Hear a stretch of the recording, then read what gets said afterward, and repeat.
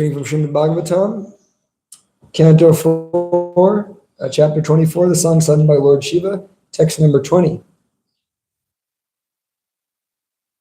Nice to welcome Karina to Tucson. Sasamudramupa vistirnyam apasyan samahatsara mahan manaiva swacham prasana salilashayam sa samudramupa vistirnam.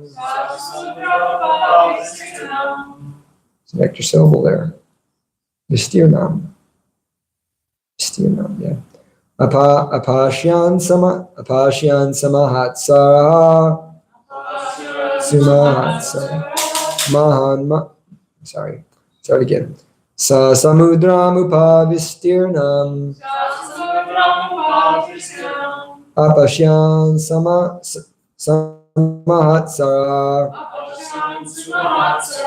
mahan mana iva swacham prasana salilashayam sa samudramupa vistirnam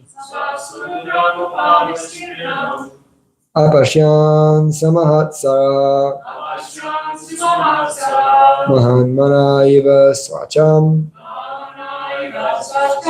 prasana salilashayam sa samudramupa vistirnam apashyan sumahatsara mahan mana iva swacham prasana salilashayam sa samudramupa vistirnam apasyan sumahatsara mahan mana iva swacham prasana salilashayam.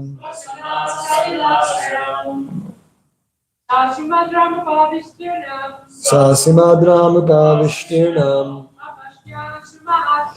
apashyan sumahatsara mahan mana iva swacham prasanam salilashayam. Sa samudramupa vistirnam apashyan sumahatsara mahan mana iva swacham prasanam salilashayam. Srila Prabhupada was very pleased when everybody chanted the Sanskrit. Prabhupada liked everybody to chant, actually. We should all try to chant. No, you don't, not new people, just the devotees living in the temple. You did good yesterday. Oh, thank you. I was kind of doing this. You did good. I was talking to Gauranga. Not Not going to name any names, but he's wearing orange. And his name is Gauranga in it. Oh, wait, that's me. Go ahead. Sa samudram vistirnam apashyan sumahatsara mahan manaiva swacham prasanam salilashayam. Okay, word for word. We're running out of time.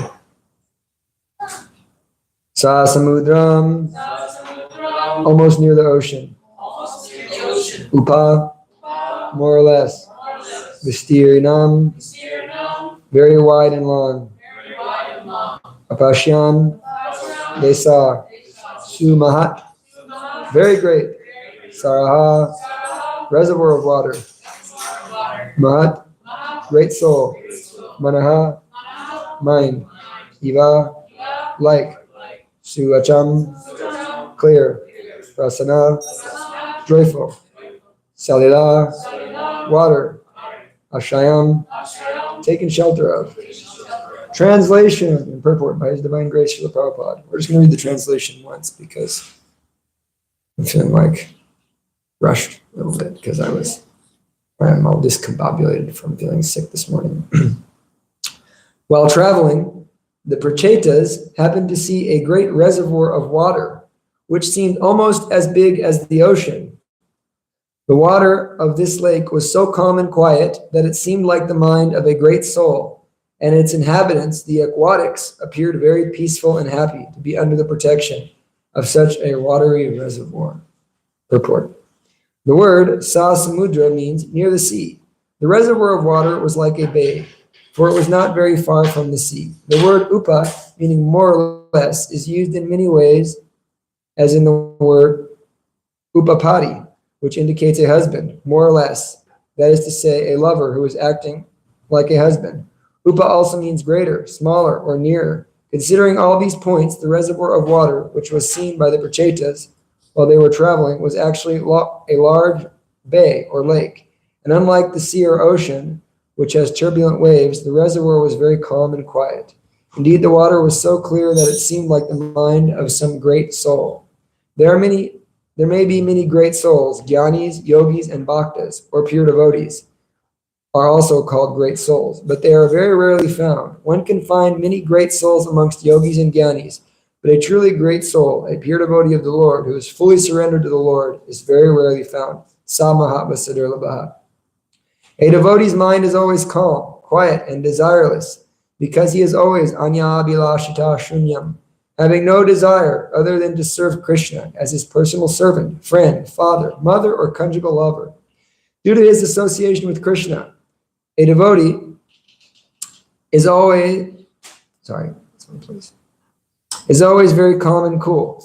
It is also significant that within that reservoir, all the aquatics were also very calm and quiet. Because the disciples of a devotee have taken shelter of a great soul, they become very calm and quiet and are not agitated by the waves of the material world. The material world is often described as an ocean of nescience. In such an ocean, everything is agitated. The mind of a great devotee is also like an ocean or a very large lake, but there is no agitation, as stated in the Bhagavad Gita, Avasyatmika buddhir ekehen kurunandana. Those who are fixed in the service of the Lord are not agitated by anything. It is also stated in Bhagavad Gita, Yasmin stito na dukena runapi vichalate. Even if he suffers some reversals in life, a devotee is never agitated. Therefore, whoever takes shelter of a great soul or a great devotee becomes pacified.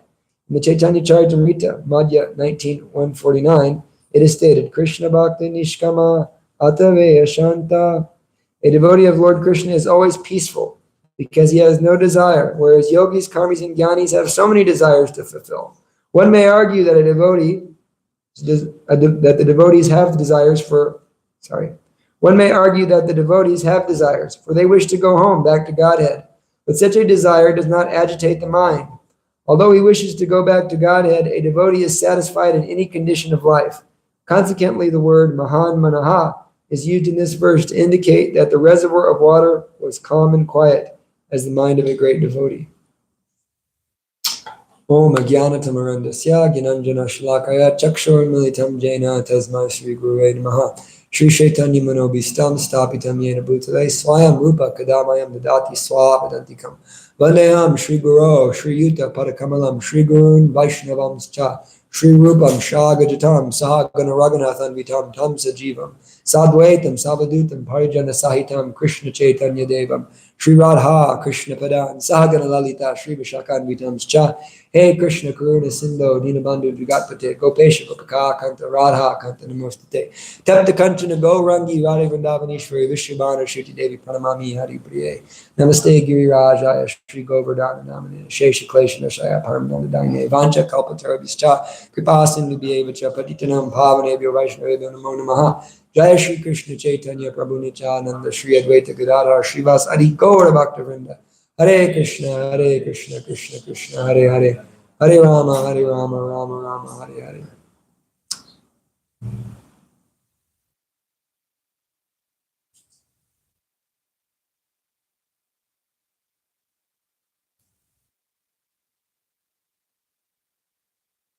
This is a jam-packed purport with a lot of beautiful points that are being made.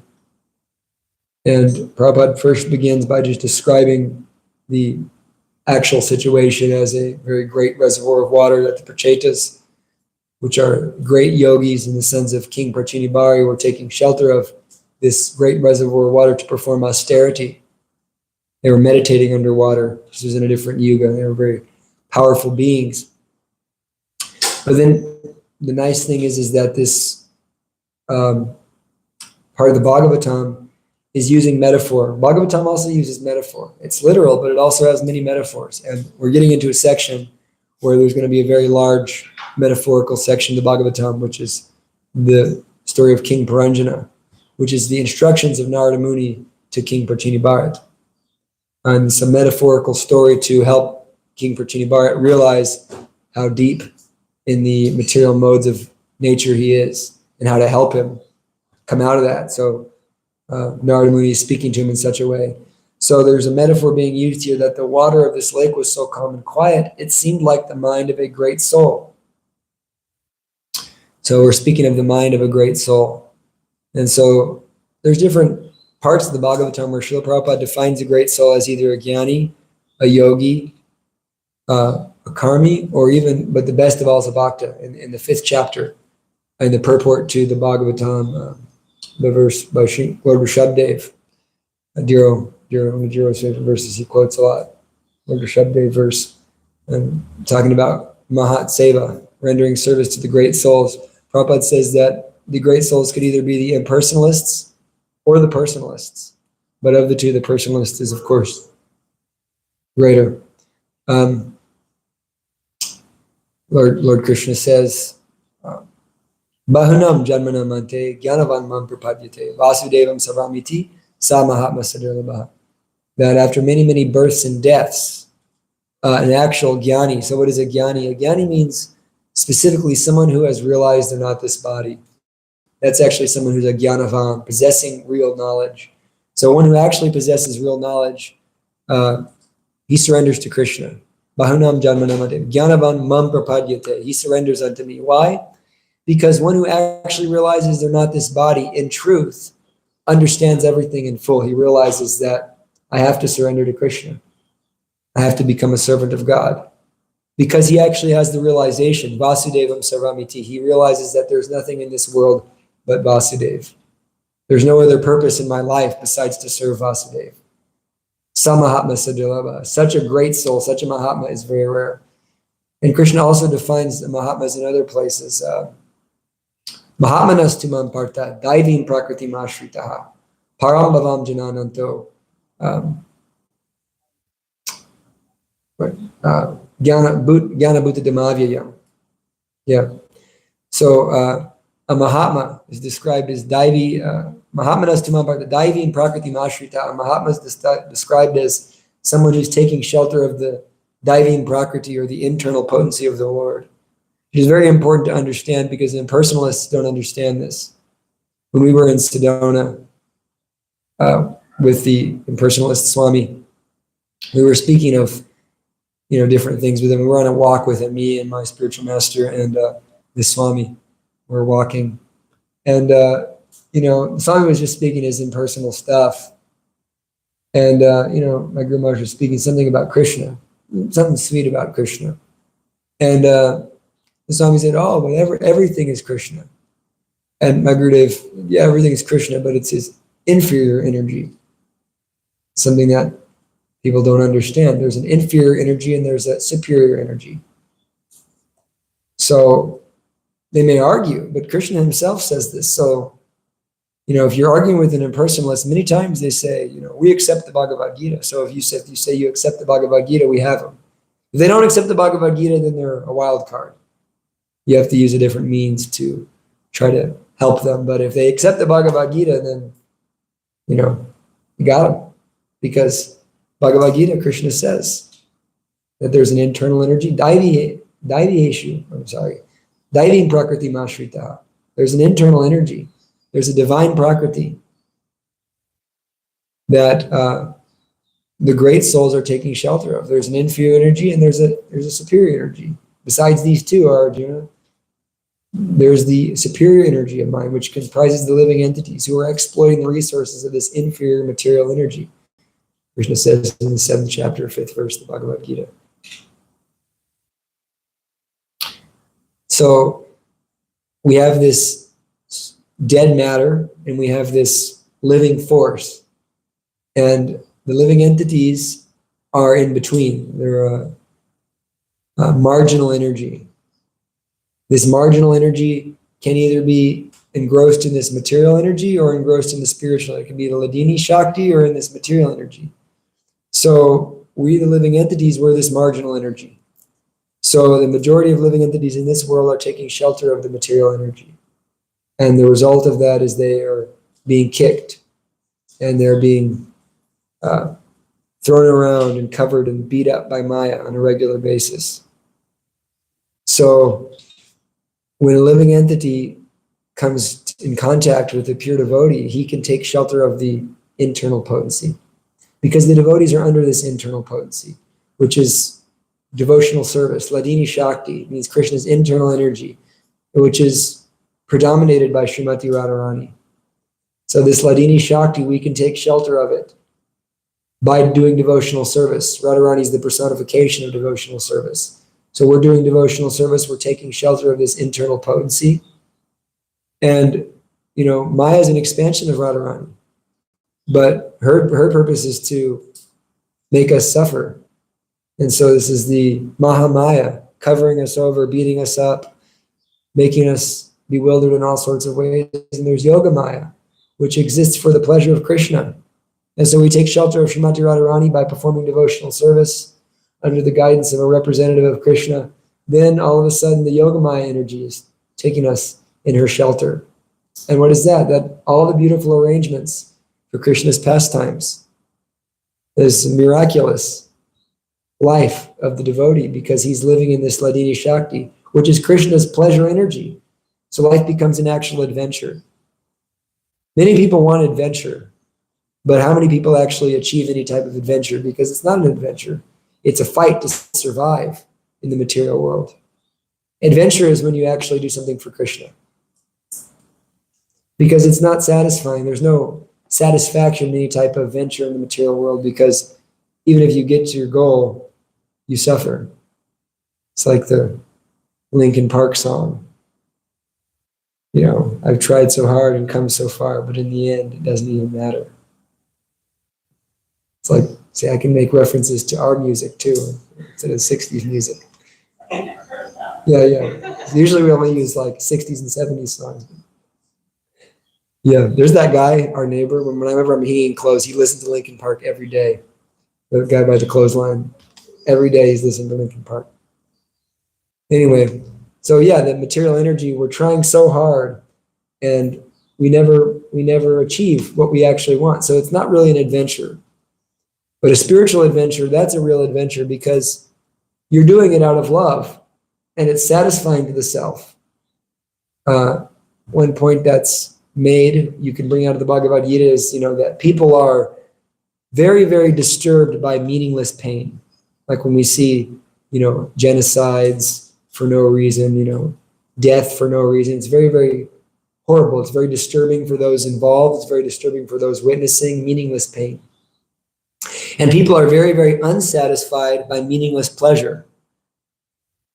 No one's satisfied by such meaningless pleasure. You know, one can go, you know, buy a bunch of alcohol, find a prostitute. They can do so many things in this meaningless pleasure. And ultimately it drains them of their life. It drains them of their beauty. It drains them of their effulgence, of their vigor. And it's not meaningful. It's not joyful whatsoever. But meaningful pain has some value. Everybody can agree on that, that when one goes through a painful experience but grows from it, when one performs some austerity, even just something as basic as exercise, lifting weights, you know, there's some pain involved. But ain't no pain, ain't no gain, right? That's what they say at the gym. So if you don't have any pain, there ain't no gain. So in the same way, in spiritual life, there may be some challenges, some pain, some adventures we may go on, some suffering. But because there's meaning behind it, and the meaning is that we're working for Krishna, then it actually becomes like a romance, a beautiful, loving exchange with Krishna, that we're accepting this pain for the service of the Lord. This is real. So meaningful pain has value, and meaningful pleasure has value. Right? We don't take any food not offered to Krishna. But when we make something very nice for Krishna, and you take that, Krishna gives us that prasadam, it's very meaningful. And it's very, very pleasing to the heart and mind. So a devotee, he takes shelter of this internal energy, and he goes on an adventure to serve Krishna in that way. He is always in this shelter of Radharani. He's not affected by Maya. Daiviheshu gunamai, mama maya dharatyaya, mamevaye prapadyante, maya metam tarantite. That this material energy of mine is very difficult to overcome, but for one who surrenders unto me, he can very easily cross beyond it. So it's in this surrender to Krishna that we very easily cross beyond the material energy. Why? Because one is taking shelter of this internal potency. Mahatmanas tumam parta, daivim prakritim ashritaha.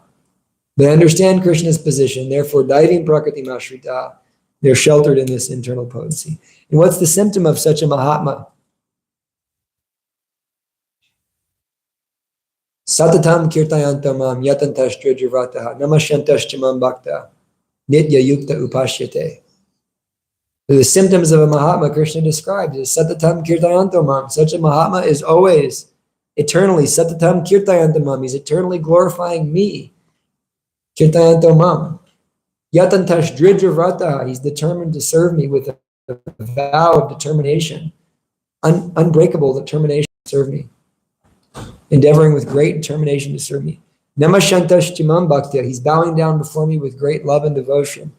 Nitya yukta upashyate. Such a person is always united with me. So this is the symptoms of a Mahatma.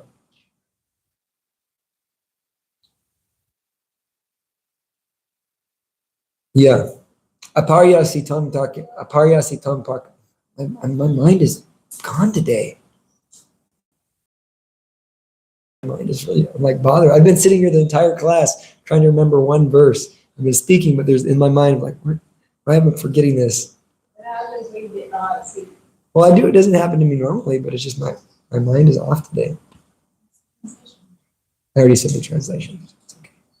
I actually do better if I remember the Sanskrit, because it helps me to, the Sanskrit word for word. It helps you to describe the verse better. Sure, the translation is nice, but even if you know the translation, if you have the Sanskrit, it helps you to dive into the verse a lot deeper. So Prabhupada's continuing on. Considering all these points, the reservoir of water, So Prabhupada's explaining that the great souls, of the great souls, the best is a devotee, Samahatma Sadurlabha, because he surrendered to Krishna. He understands Vasudevam Sarvamiti. He understands that Krishna is everything. And a devotee's mind is always calm and quiet and desireless because he is always anyabhilashita, having no desire other than to serve Krishna. So it's the verse, anyabhilashita shunyam jnanam karmani navitam anukulyena Krishna now shilanam bhakti-rutama. That such a devotee, a real pure devotee, he is free of material desires. Sunyam means void. He's void of these material desires. He's void of jnana and he's void of karma. So this is the disqualifiers for a pure devotee. And so Prabhupada says there's great souls, there's great jnanis, there's great yogis, but a real Mahatma, a real great soul is a devotee. Why? Because a devotee is free of jnana, he's free of speculation, and he's free of karma.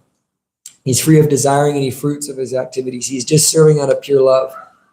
Anukulyena Krishna now Shilanam Bhakti-rutama. And he's following the footsteps of the great souls while serving Krishna in a way that's pleasing to Krishna. Very important. We have to understand that we can do so many things in devotional service, but we don't understand what is actually pleasing to Krishna. We're not going to taste the fruit. And so the pleasing Krishna is more about the mood by which we perform devotional service. It's not just about, destroying your body in an attempt to do as much service as possible. That's not necessarily pleasing to Krishna. The Bhakti Yoga is more broad-minded than that. It's about taking care of the body. It's about taking care of the mind. It's about taking care of the atmosphere. It's about dealing with others nicely. The whole thing. It takes empowerment to actually be on that platform. So it's nice because Prabhupada is explaining that the mind of a great devotee is like a very large lake, but there is no agitation. So the material world is like an ocean, and the mind of a great soul is like an ocean also, but the ocean of the mind of the material of the devotee is always calm and peaceful because they're focused on their mission. So how do we become focused on a mission? We have to have this unflinching determination to be of service. When that becomes our motivation, then all of a sudden the dualities of happiness and distress cease. We're always going to be agitated by happiness and distress if we don't have this mission in life. Even a materialist needs a mission, or else they're going to be miserable. Because when you have a mission, and especially when you have a divine mission to serve God, then nothing can stop you. I mean, whatever happens, it doesn't matter because I'm going to continue. And so the mind becomes fixed in that mission and therefore becomes undisturbed by so many things. Very, very nice. And there's another nice part of the purport here.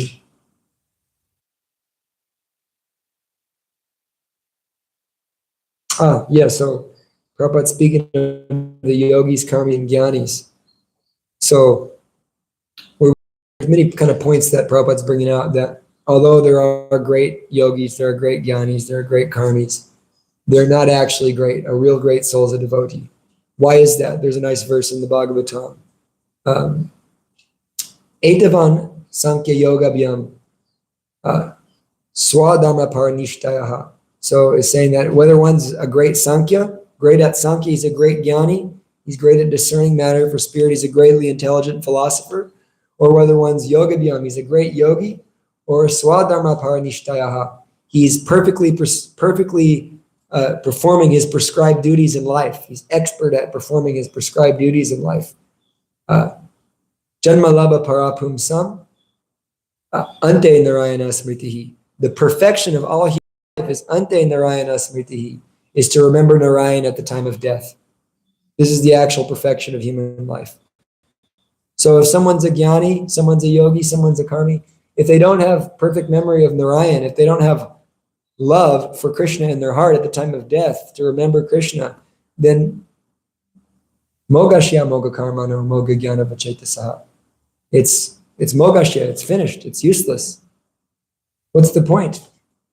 When you actually kind of zoom out on the reality of existence, that this is one lifetime out of many, many, many lifetimes. And so all of our problems are very, very small. All the things we're dealing with are very, very insignificant. But we are eternal souls, kind of caught in this super zoomed in view of things, that all this stuff is so meaningful, it matters so much. So the mind is very agitated in this place. But when one zooms out, the mind is like an ocean, it's not agitated. And there's this beautiful verse in Bhagavad Gita. In my mind, I think one of the most helpful verses to remember for someone who's seriously striving in devotional service.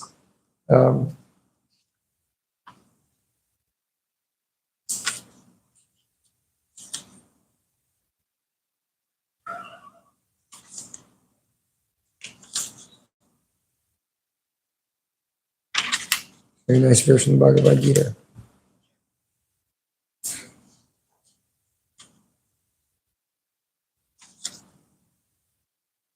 This verse. Puryamanam achala pratishtam samudramapa pravishanti yadvat tadvat kamayam pravishanti sarve sashanti mapnoti nakamakami. A person who is not disturbed by the incessant flow of desires that enter like rivers into the ocean, which is ever being filled but is always still, can alone achieve peace, and not the man who strives to satisfy such desires. Very nice verse. Prabhupada's giving this analogy of the ocean and how the mind of a pure devotee is undisturbed because a person's not disturbed by the incessant flow of desires that enter like rivers into the ocean. So one can feel desire. Even Jayadvaita Swami, he's giving class on this verse. There's a nice lecture you can hear online. If you type in Jayadvaita Swami lectures, it's the first lecture that comes up. And so there'll be desires. Even for one trying to control the senses, there's going to be so many desires. But a great soul is not disturbed by such desires because he's experiencing a higher taste.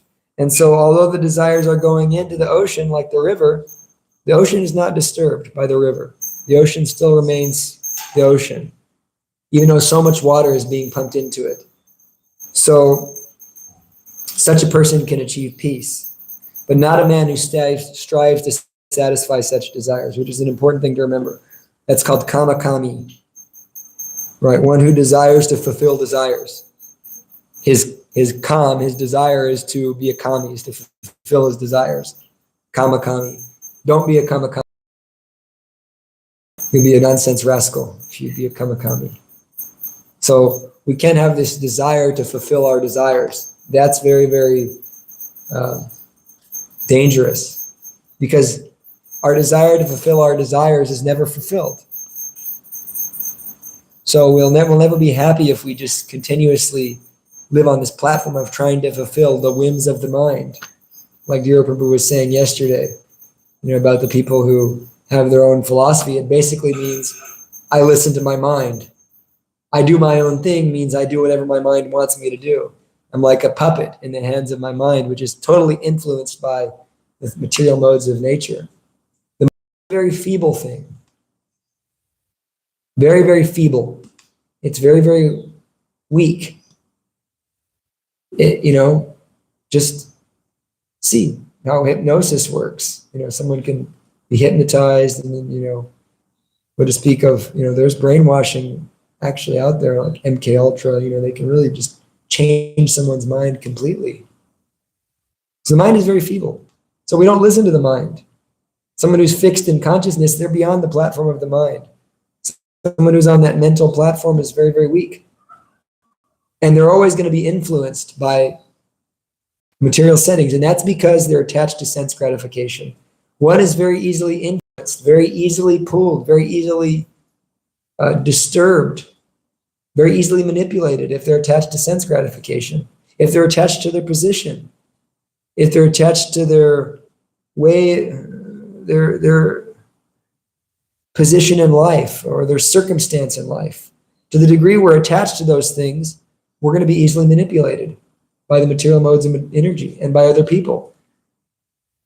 But for one who's fixed in Krishna consciousness, they're not easily manipulated.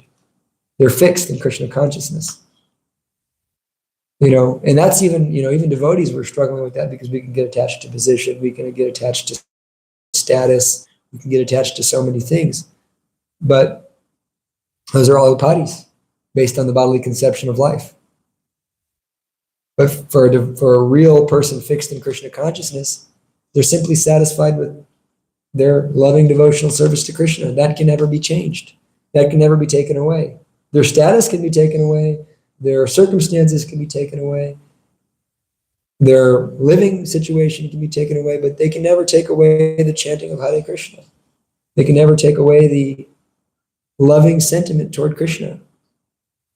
Such a person who's actually satisfied by pleasing the Vaishnavas, chanting Hare Krishna, taking prasadam, doing service, someone who's actually satisfied by those things, such a person's a pure devotee.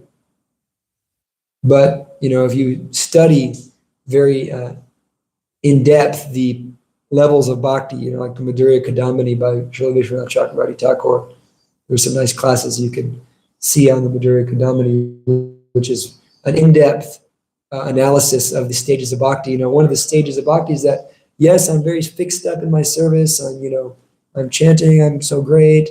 I'm doing so many things. And I'm very, very much pleased by the glorification I get from that, that the real nectar is, look at me, look how great I'm giving classes, look how great I'm chanting, look how fixed I am in my service. And because I'm getting recognized for these things, I'm feeling very satisfied. That's a stage. It's higher than a lot of the other stages, because such a person is actually fixed up in their sadhana, but they're not necessarily tasting it for the sake of tasting it just to please Krishna. They're still tasting some material ras in that certain level of devotional service. But when someone surpasses that and comes to the stage of just I'm satisfied to please Krishna and that alone, that person is unshakable in all circumstances. So we don't want to be a kamakami. We don't want to just try to fulfill these desires of the mind. We have to have intelligence and understand what is the highest goal of life. Ante Narayana Smritihi. We want to remember Narayan at the time of death. Therefore, we should cultivate a consciousness by which we can do that.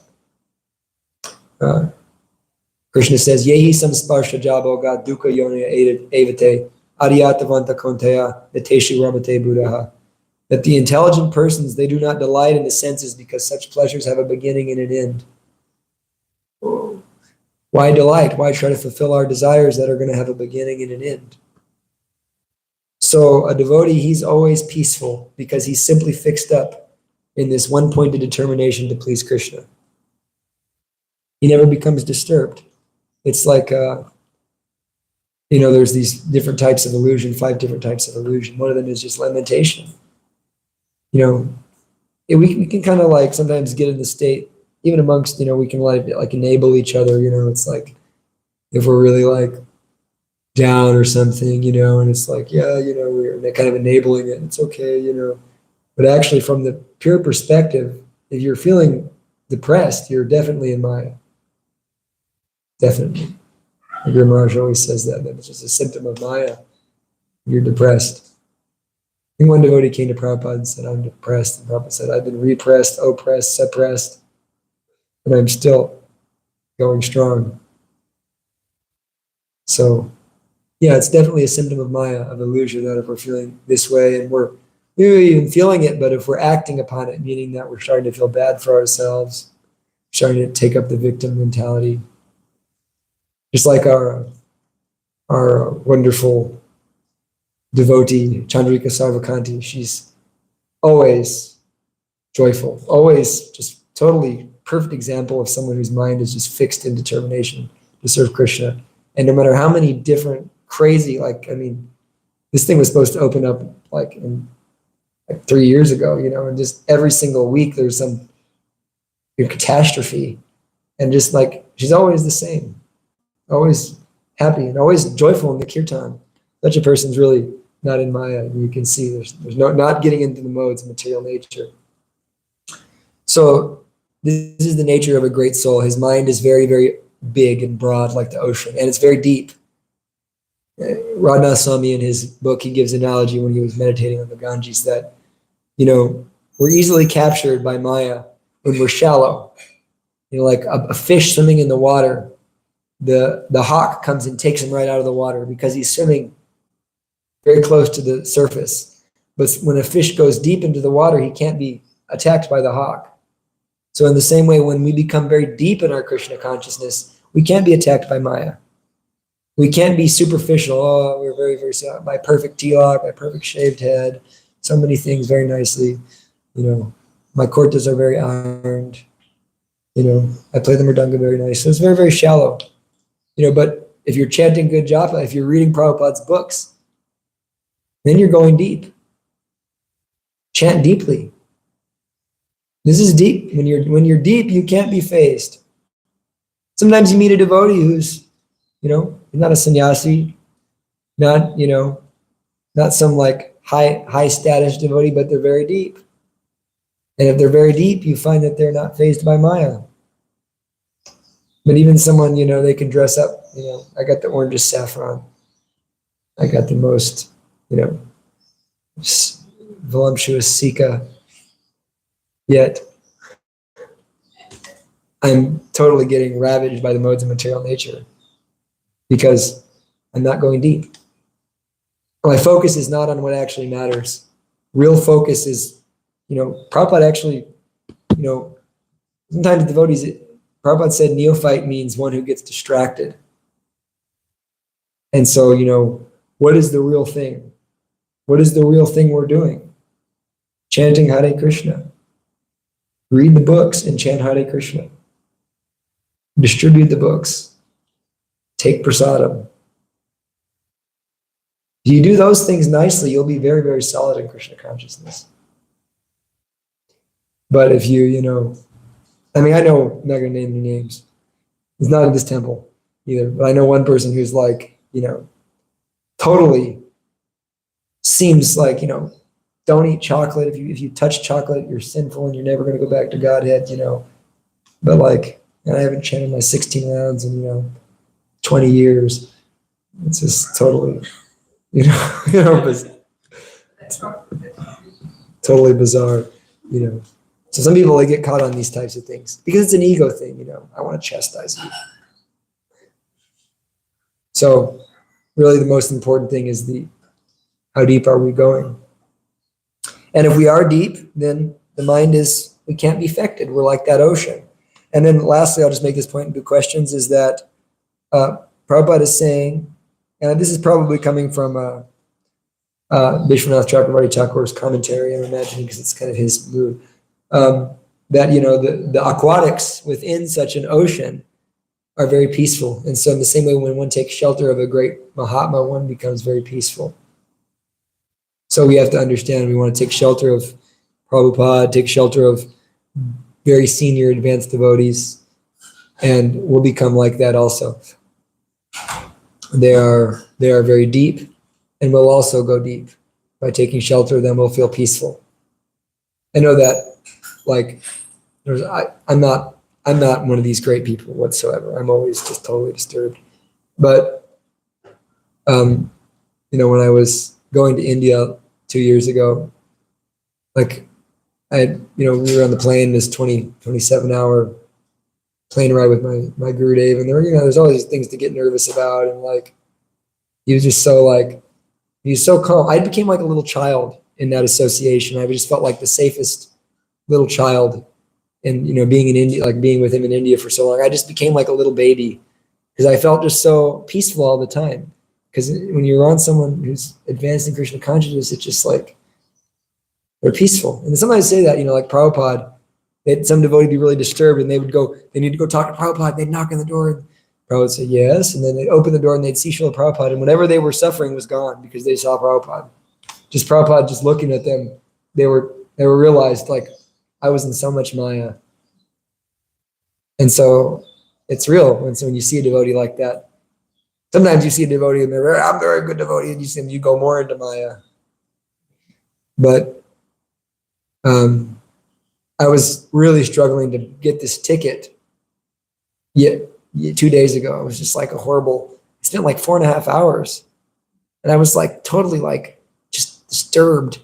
And my Gurudev did it, and then like he hung up that I can do it, and then like he called me like 5 hours later. I was like, Gurudev, it's still here. I've been here for 5 hours, and it was just like it's just been a hassle.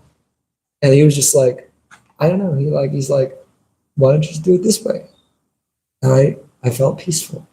I like all that, like whatever mental trauma I was going through was just like immediately annihilated by talking to him. And then I just got on my phone and did it. It was like easy. I don't know. So we take shelter of senior devotees, great souls who are deep, and we also become peaceful. We don't take shelter of your own mind. That's very, very dangerous. Take shelter of the great souls. What does it mean to take shelter of a great soul? It means to follow their instructions. We're always taking shelter of something. Shelter, it's like one of those things we analyze as a devotee. What does it mean to take shelter? It means we're always feeling agitated in the material world, and we're always trying to relieve our agitation. This is kind of the nature of the material world. So the way in which we relieve our agitation is what we take shelter of. So people are taking shelter of intoxication. People take shelter of sex. People take shelter of mundane relationships. People take shelter of Instagram. People take shelter of Facebook. They take shelter of so many things to relieve their agitation. So what we're saying is take shelter of chanting Hare Krishna and take shelter of the instructions of a great soul. When you take shelter of the Lamb, when you know how you feel, rather than distract yourself, rather than drink, rather than do all these things, just chant Hare Krishna, Krishna Krishna, Hare Hare. Then you'll become very, very full pow sheltered. Okay, are there any questions or comments? Sorry for my mind today. My mind was not on a high level. Gauranga, I saw her first. So somebody told me once, there is always anxiety. You can either be in anxiety for Krishna or you can be in anxiety for Maya. Yes. So sometimes we'll say, oh, in the spiritual world, there's no anxiety, everything is peaceful. But there is, but it's in a service to Krishna. Like, for example, when Krishna is out herding the cows, is actually described in Nectar of Devotion.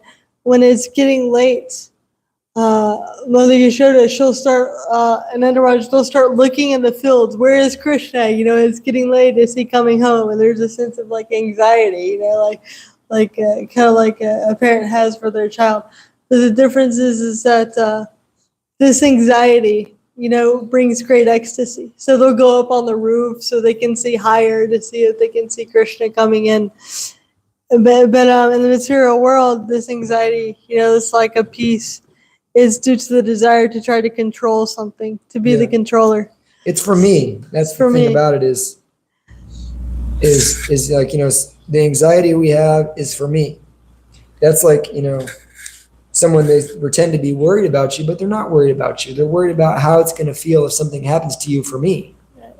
Therefore, I need to stop you. I need to really control you. You need to do what I want you to do. You need to act the way I want you to act, because it's making me feel weird because you're not doing what I want you to do. Therefore, I'm in anxiety. So stop causing me anxiety and do what I want you to do. And that's materialism. When someone dies, they lament. Oh, I lost my mom, my this, my that. It's all about me. And we're not actually lamenting for them. They're in a better place. We all say, oh, he's in a better place. Well, if you actually believe that, why are you, because you're actually feeling for you. It's a big selfish thing, which is okay. I'm not saying, not condemning if, you lose your mom or something, you feel sad. That's okay. But like, don't pretend that it's like, some selfless thing. In the material world, it's all about, I'm losing my kid, whereas actually in the spiritual world, they're really worried about Krishna's well-being. They're actually thinking about Krishna's well-being.